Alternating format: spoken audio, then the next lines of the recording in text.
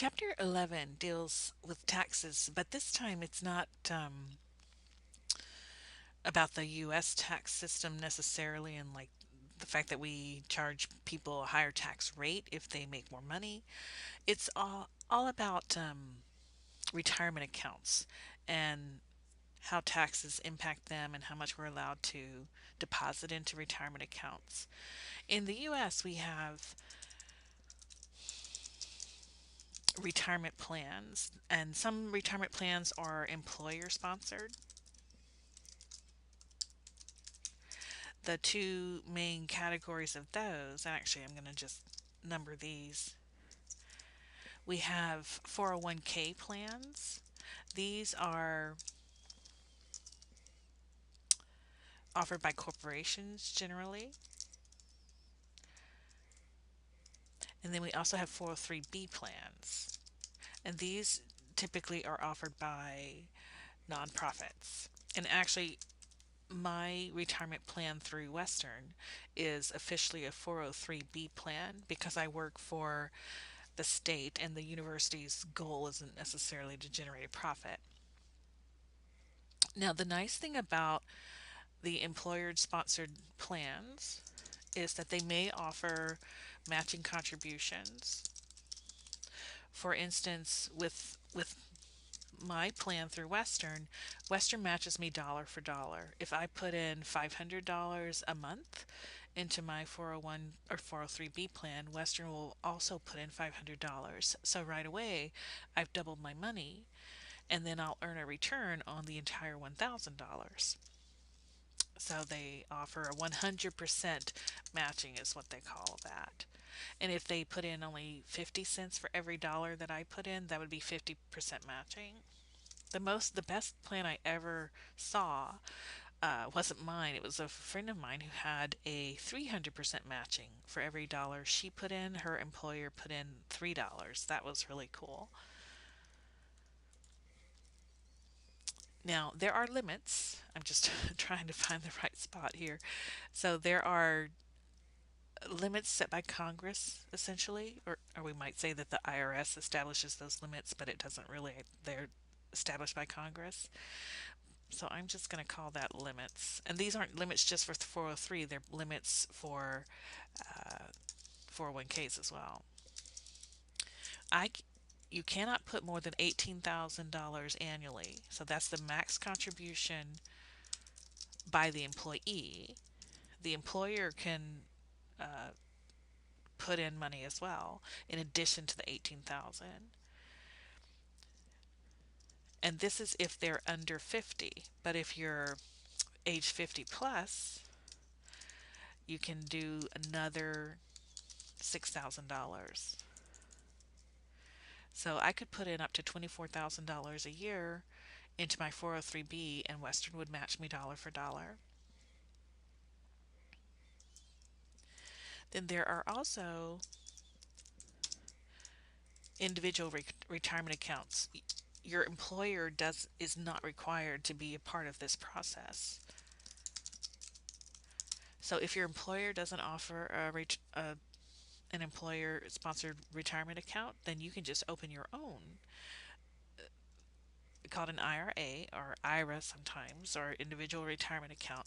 There are two types of these. That one is they don't usually call it anything other than an IRA, but I need to distinguish it between the other kinds. So they're called regular or traditional IRAs versus what's called a Roth IRA. Didn't mean to get, oh, that's not indenting like I want. There are big differences between the regular and the Roth IRA. With the regular IRA, the contributions that you make to that are not taxable until you withdraw them. I'll just say contributions are not taxable, but all withdrawals are taxed at the ordinary income tax bracket at the time you make the withdrawal.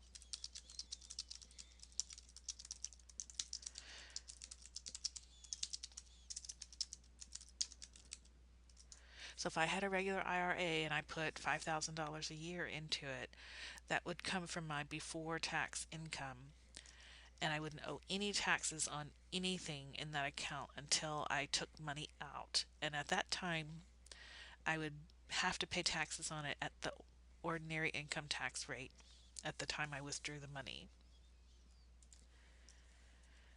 And up here under the employer sponsored ones, this money is works the same way. The 18,000 if you're 50 or under 50, and the other 6,000 if you're 50 or older, the contributions are not taxed.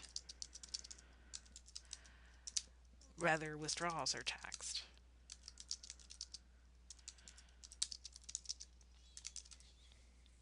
And again, they're taxed at the ordinary tax bracket. With a Roth IRA, the contributions are taxed, but withdrawals are not taxed.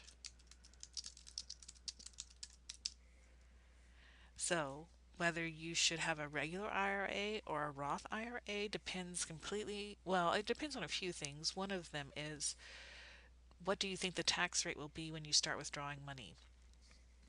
Like, if you do a Roth IRA and you start withdrawing money 40 years from now, nobody knows for sure what the tax rate will be at that time. You can only guesstimate.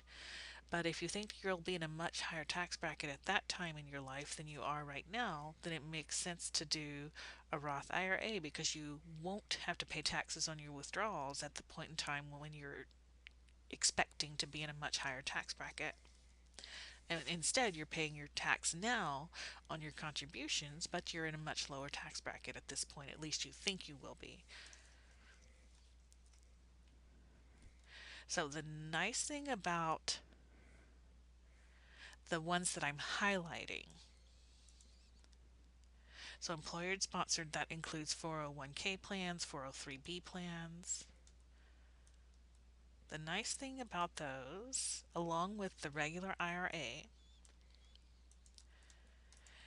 is all of these are tax deferred. And basically that means that the contributions grow tax deferred until you begin to make withdrawals. And again, at that time you'll pay the ordinary tax rate at the time you make the withdrawals. And I'm just going to highlight those in yellow because, I mean, this chapter is about taxes, and that's the big tax benefit for the highlighted plans. And there's nothing wrong at all with Roth IRAs, but the tax effect is just different.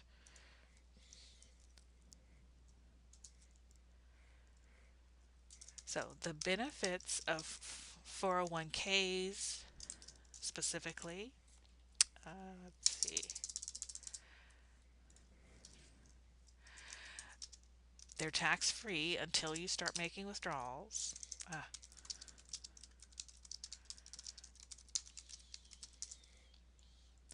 They also offer automatic withholding. Like, I just tell my employer I want to take, actually, in my case, I'm putting aside 10% of my income.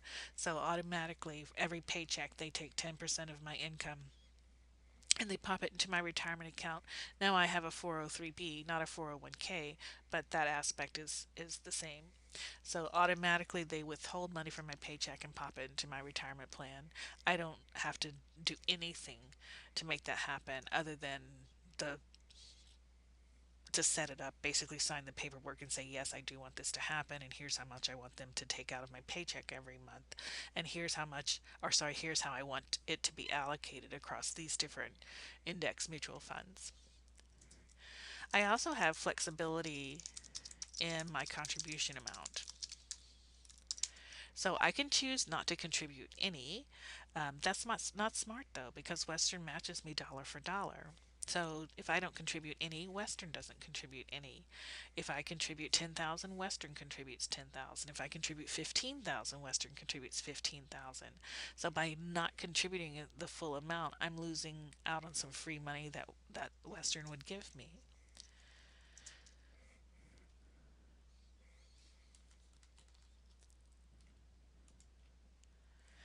And then some, I don't know that I would really. Yeah, I'll call this a benefit. In in some cases, it's not a benefit until well, actually, in all cases, it's not a benefit until it occurs. But to let's say you have a 401k plan through your employer, and then you either get fired or laid off, or you decide to quit for whatever reason. You would like to be able to take all of your contributions plus your employer's contributions with you. And so let's say you've got $10,000 in the account. And of that $10,000, 4,000 was money you contributed, 4,000 was money your employer contributed. As a perk for you because you're their employee, and having a 401k plan is just part of the perks that they offer their employees. And then the other 2,000 would be earnings, and by that I mean earnings from returns. Maybe this 10 or the money that you contributed and your employer contributed was invested in stocks, and the stocks had capital gains and or dividends, so that would be classified as earnings in the form of return on the $8,000 total. But now you decide to leave the employer. The question is, can you take this $4,000 that your employer contributed with you? If you are what they call fully vested, then you can. Being fully vested means you are entitled to complete ownership of the employer contributed money in your 401k. Um, Different employers have different vesting policies. Like at Western, I believe I was fully vested from day one. So if I'd only worked for Western for 6 months and then quit or whatever, I would be able to take any of the money that Western contributed to my 403b, and I would have been able to take it with me. Not all employers work that way. Some of them might require that you work for them for, let's say, 5 years before you're fully invested. So, and then prior to that 5 years, you're not vested at all. I may have accidentally said invested, but I meant just vested. Um, so let's say a company has a 5 year vesting plan, which and you're not vested at all until 5 years, and then you immediately become fully vested. If I left at year four, I would be able to take the 4,000 I contributed and the earnings, but the 4,000 the employer contributed would go back to the employer. Or they may say after 5 years you're 70% vested, but you have to work another 2 years to become 100% vested.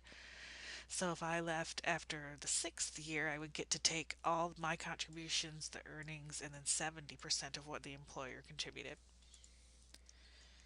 So knowledge of what your employer's vesting policy is important because it determines how much of the retirement you get to take if you leave employment with that company.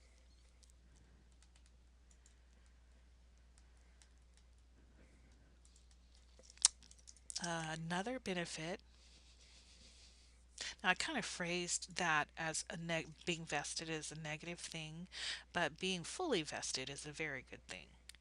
Not being fully vested is not. Now, another nice thing about a 401k plan is that the max annual contribution is much, much larger than for Roth and regular IRAs. The max contribution for a 401k and a 403b is 18,000 if you're less than 50 or 24,000 if you're over 50. And what happens, and this also happens with regular IRAs and Roth IRAs, is this max amount typically changes every year or almost every year. So they'll up it by $500 or something like that. They didn't change it over the past year, though, I don't believe. I think it's been this will be the second year in a row that it's been set at these limits. But maybe next year they'll up it $500 again. Sadly, most people don't take advantage of these max limits. Most people contribute less than the max. But if I only had a regular IRA, the most I can contribute is 5,500. And I don't know that I ever said that anywhere, so I'm actually going to type that up here. So with a regular IRA, the max contribution is 5,500. That's if you're under 50. If you're 50 or older, the max contribution is 6,500. But there are some other rules. Remember, this chapter is just touching the surface on taxes. It's not getting down into all the specific rules. You can't have an IRA unless you have earned income. So, your max contribution is 5,500 if you're under 50, or your max income that you earned that year. So if you worked but you only made $4,000 in earned income, that's the max you can put in your IRA that year. If you didn't work at all, then you can't put any money into a regular IRA that year. This is if you're single. If you're married and not working, but your spouse is working, there are other rules, so you need to just read about them. I won't ask you questions on the test about them, but I meant in real life, if you have that issue, you need to read about it. Also, some of these contributions are phased out if you make a lot of money. So I know that with the Roth IRA, the same max contributions apply. So I'm just going to go max contributions are the same as regular IRA, but the difference is they're phased out if you make, um, I believe it's over $131,000 a year if you're single. So let's say you make $150,000 and you're single. You can't make any contributions to a Roth IRA that year because you don't meet the, what am I going to say, the requirements to be able to make a contribution. And these numbers will change over time. This rule may change over time. And there's actually a new thing, and I'm not very familiar with it. It only just started, I think, this month. It's called a Myra. I don't know if they put the IRA or if it's just, I think it's just MYRA, a Myra. This is basically it's my retirement account, and it was started by Obama in an attempt to just get people to start saving money. And I think the max you can ever have in it is $15,000, and it only earns really low rates. So I actually wouldn't suggest a Myra for any of you, because hopefully you'll either do a regular IRA, which means you can invest money in essentially anything, but stocks is what y'all would be probably hopefully considering if you're saving it for retirement. But with a Myra, I don't believe you can invest in stocks. And I've not been particularly pleased with the things that I've read about Myras. I don't think they're necessarily going to help many people at all. But I don't know anymore. And maybe I'll do a separate little lecture on Myras and I'll read more about them. But they only just became a thing this or last month, I think in October.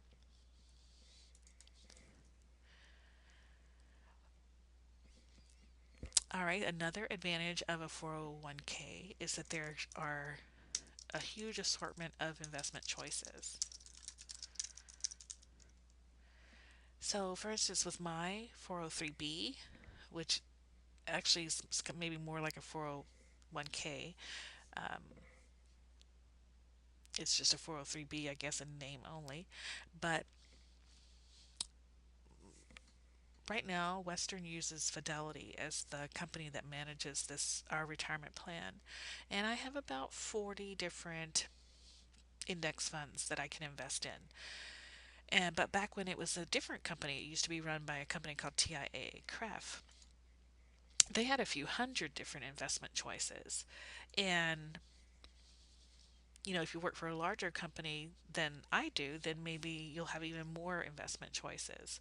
But lots of different investment choices. What you're looking for, though, are index funds as part of your choices because they're going to offer you diversification with very low fees. Some retirement plans offer loans for hardships. So if you have a major medical issue and it's going to cost several $100,000 or more to treat that issue, they may let you take money out of your 401k plan to help pay those bills. Some don't, though. It just depends on how your employer set it up. They are portable. Whoops. This means they roll over. If I move to a different university, I get to take my Western retirement plan with me, the money from that. And because I'm fully vested, I get to take every penny from that and bring it with me. So I don't lose it just because I switch jobs.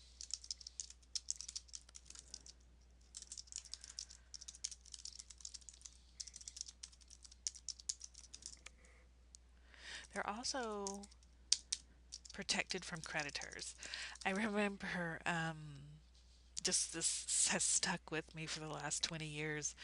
I'm sure y'all are familiar with O.J. Simpson and the fact that he was tried for killing his ex wife and her boyfriend. Um, and he didn't get convicted on the criminal trial, but there was also a civil trial where her family and the boyfriend's family sued O.J. Simpson, and they won. So O.J. Simpson had to at least legally pay the family of his ex and her boyfriend quite a bit of money. I don't remember how much, but it was millions of dollars.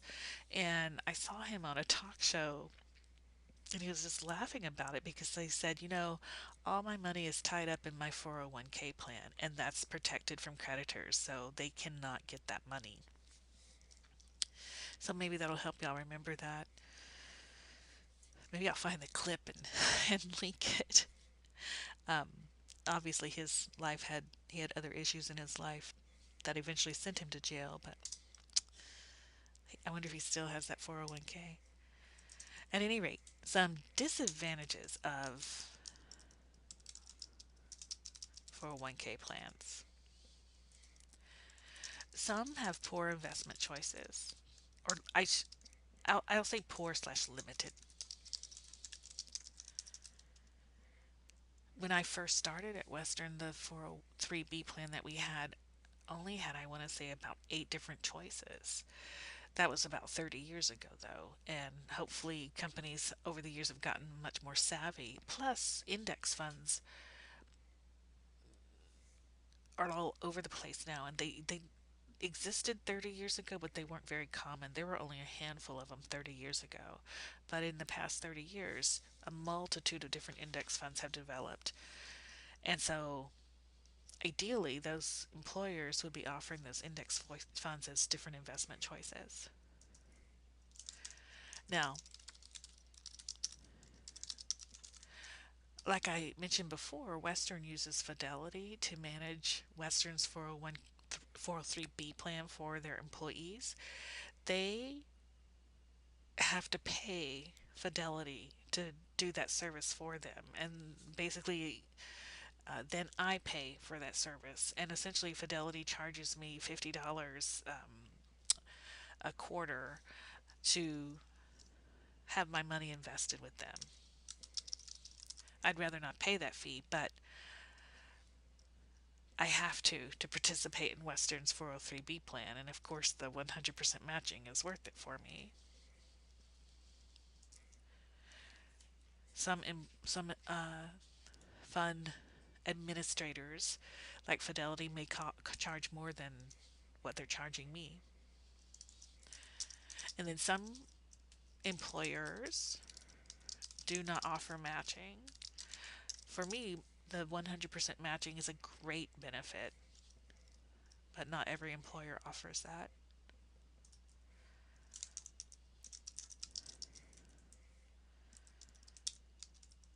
Um,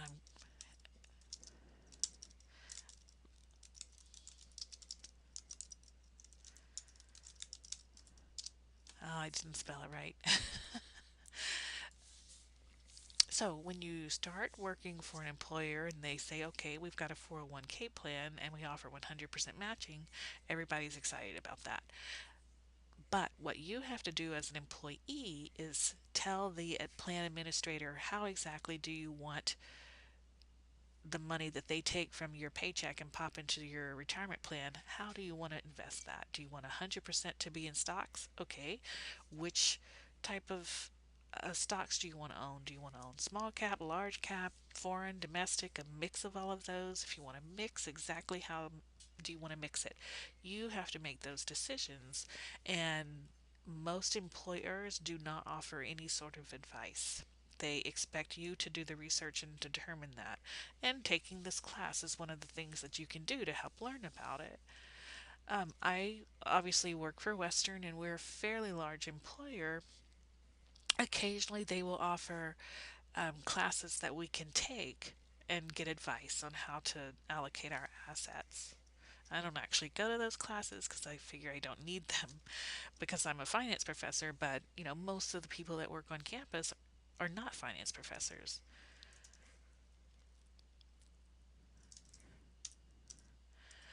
Another disadvantage of a 401k plan is regular withdrawals will be taxed at your ordinary tax bracket once you start making them.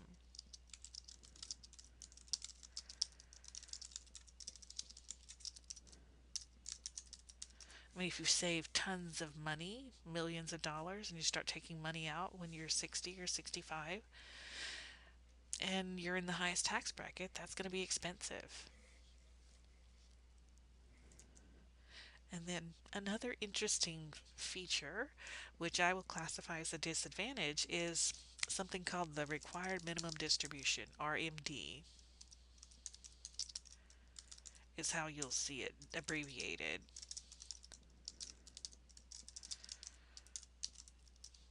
Basically, once you reach 70 and a half years old, you must start taking withdrawals out of your IRA. Sorry, your 401k.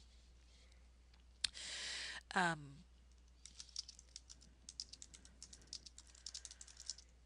if you don't make those withdrawals, you'll have to pay a penalty, a hefty penalty. It's quite expensive.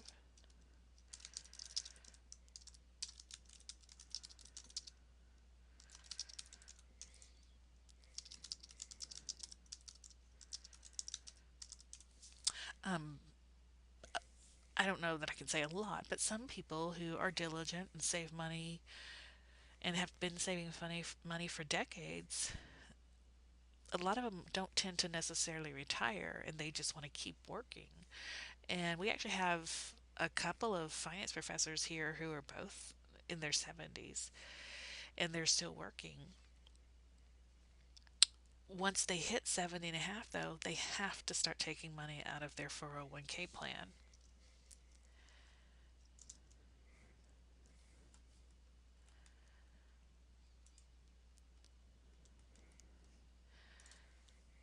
All right, so now I want to talk a little about 403bs.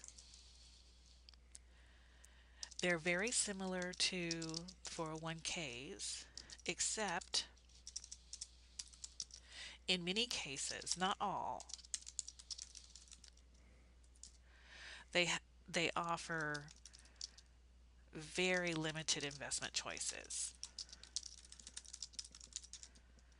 And like I've mentioned a few times, I have a 403b plan, but it doesn't have this problem. Sometimes 403b plans only offer annuities as choices and not good annuities. So, annuities were actually discussed in chapter 3. There are different types of annuities and some negative features associated with many annuities. So, if you don't remember that, I'd refresh your memory from chapter 3. But so, to have a 403b plan that only offers annuities as choices is not optimal. And if you find yourself to be in such a situation, you can actually complete something called a Form 90 24. And what that will let you do is transfer money from your 403b. Actually, I meant to type money into a more reasonable plan.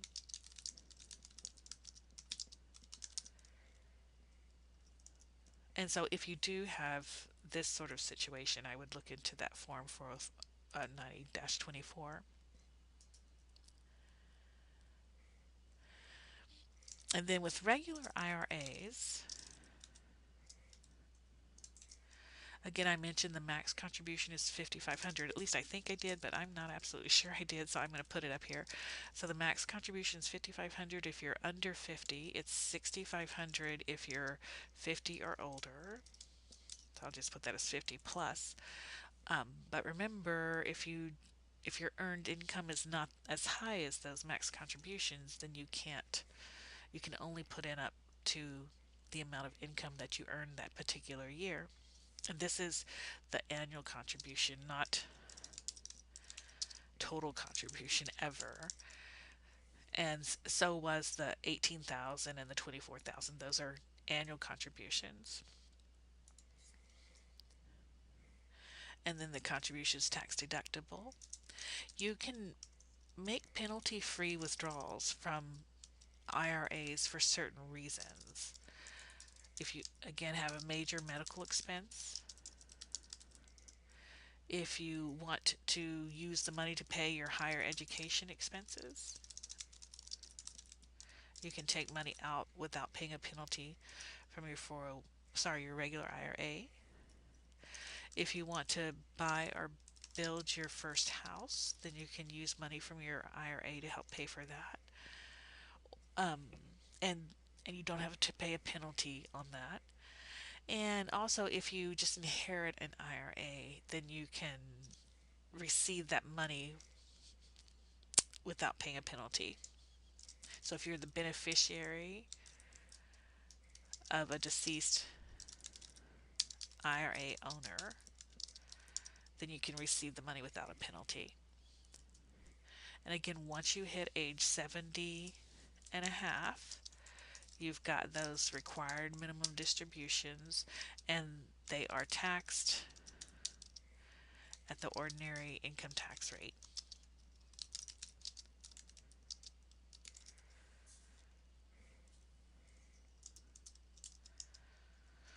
With a Roth IRA, contributions are not tax deductible,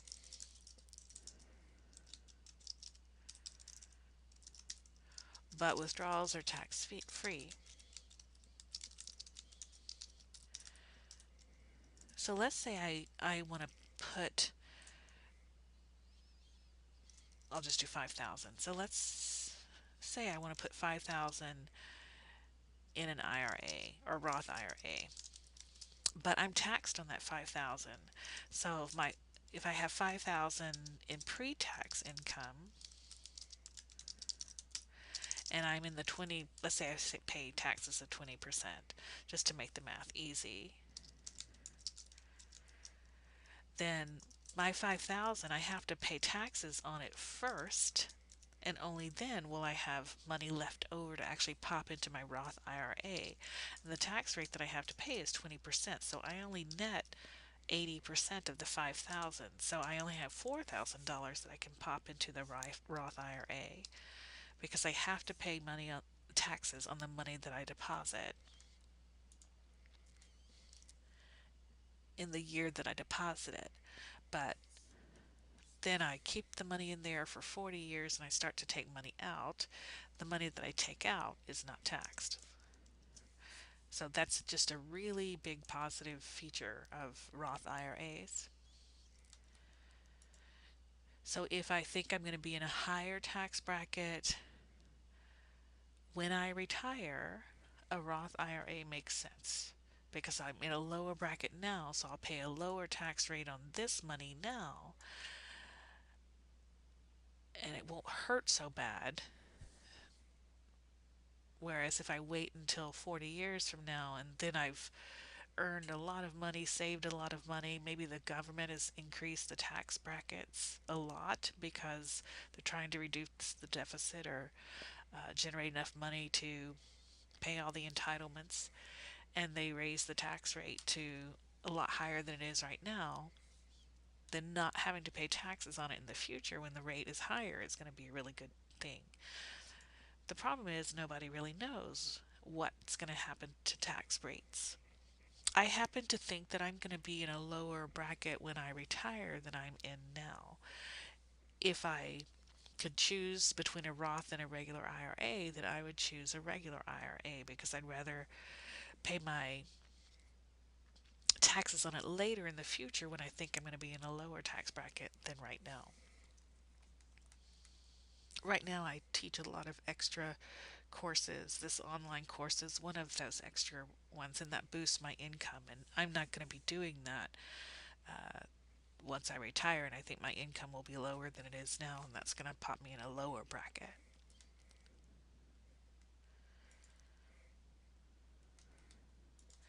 And then, just as an additional bit of information, if you inherit a Roth IRA, you do not have to pay taxes on it.